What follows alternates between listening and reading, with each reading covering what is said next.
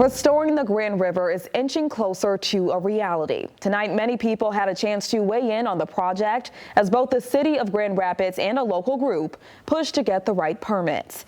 New at 10, Fox 17's Matt Whitcoast looks at what's next for the multi-million-dollar and decade-long project. Here on the Grand River, the water is low and clear enough to see these dams. On a beautiful day like this is giving a renewed focus for the Grand Rapids Whitewater Group as they work to remove them and get people in the river. The Grand River in downtown Grand Rapids. If you're close enough, you can hear the water rushing by. The river makes for a great spot for fishing and relaxing. Along the river, people realizing just what a beautiful and natural resource and natural asset it is in our city. So it's exciting to see, hopefully, more people out enjoying the river, actually playing in it, recreating in it and on it in the future. But the Michigan Department of Environment, Great Lakes and Energy is currently taking public comment on the Grand Rapids Whitewater project that could change how the river runs. The river acts as a divider between the east and the west, and this is an opportunity to really connect our city in a much more meaningful way. Many showed their support during a virtual community discussion Thursday evening, but some did raise concerns about what the future looks like for the Grand River.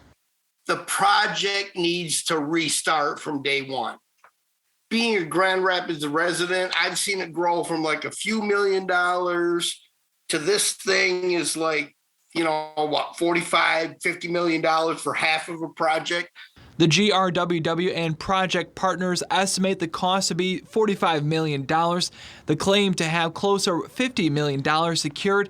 They're now waiting on final approval by state and federal officials that would allow crews to remove 4 dams between Bridge and Fulton Street. Can't truly restore it back to its natural condition.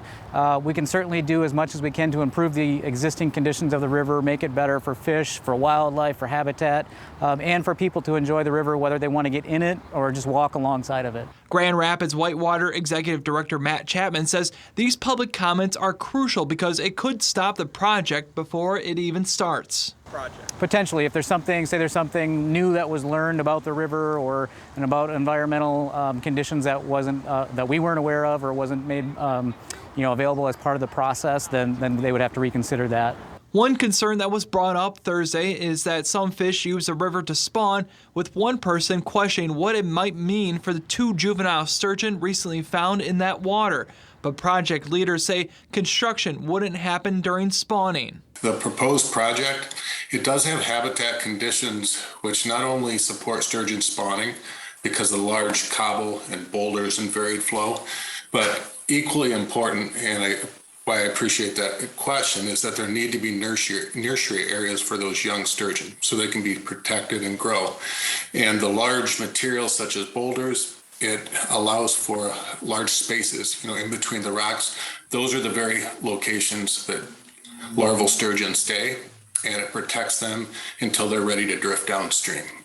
And as the state and federal officials seek the public's input, efforts still continue to get crews in the river working. Chapman says the city is closer to picking its company to head this project. At the same time, we are working to negotiate a contract with a potential construction manager so that once those permits are issued, we can get everything lined up to actually begin the work in the river. Eagle's public comment period ends on the 10th. Chapman says there's still one more public comment period, and if all goes well, you could see crews getting to work here in the Grand River by next summer. Reporting here in Grand Rapids, I'm Matt Whitcoast, Fox 17 News.